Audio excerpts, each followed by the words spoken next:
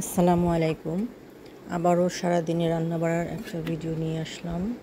আজকে সারাদিন কি খাওয়া হয়েছে সেগুলো একে একে দেখাচ্ছি।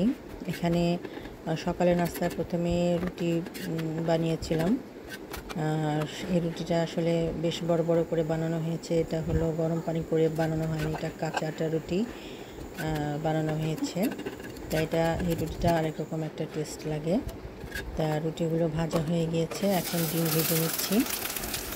আমাদের বাসায় কেউ কেউ ডিম পোস্ট খায়, কেউ কেউ ভাজা খায়। তা প্রথমে ডিম পোস্ট করে নিচ্ছি। ডিম পোস্ট করা হয়ে গেলে এরপর ডিম ভেজে নিব। এখন দুইটা ডিম একসাথে ভেজে নেওয়া হবে। ডিমটা একসাথেই ভেজে নিলাম, আলাদা আলাদা দিয়ে নিই। একসাথে দুটো ডিম ভেজে ফেলেছি।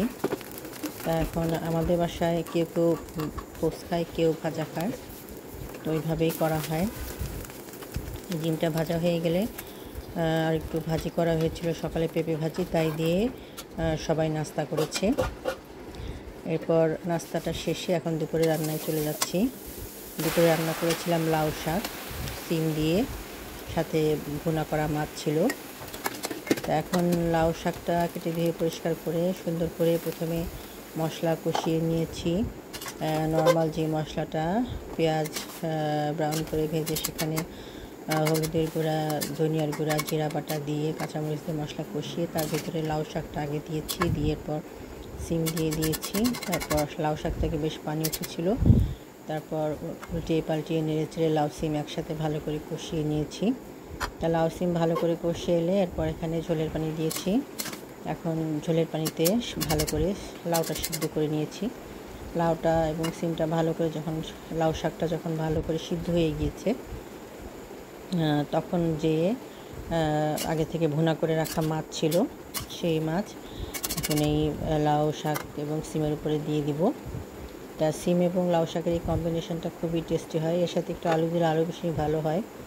আচ্ছা, এখানে আমি একটু কাঁচামরিচ দিয়ে দিয়েছি, কাঁচামরিচ পিছিয়ে দিলাম, দিয়ে এরপর আমি মাছগুলো একে একে উপরে দিয়ে দিচ্ছি।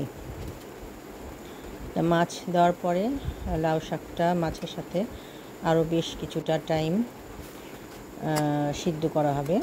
ভালো করে সিদ্ধ হলে জাল করে সিদ্ধ করে এরপরে চুলাটা নিভিয়ে দিয়েছি। এখন আমি একটু গরুর মাংস রান্না করেছি।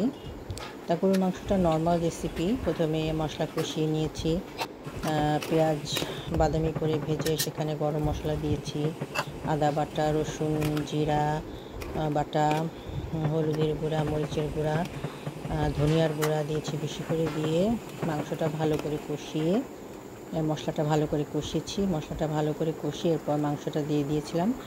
মাংসটা দিয়ে মাংসটা ভালো করে কষে এলে মাংসটা সিদ্ধর পথে যখন সিদ্ধ হয়ে যাবে ঠিক সেই সময় আলু দিয়েছি।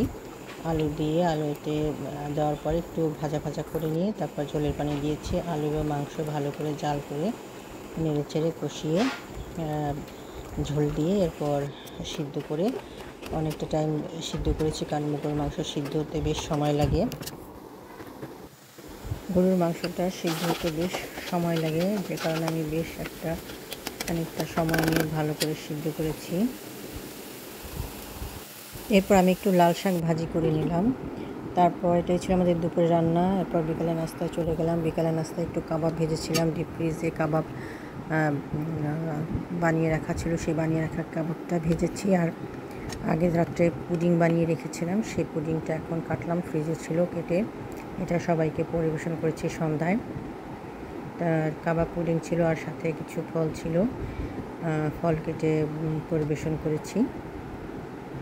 তা পুডিংটা দেখতে অনেক সুন্দর হয়েছিল এবং খেতে অনেক টেস্টি হয়েছিল। এইটা ছিল পুডিংয়ের শেষের লুকটা।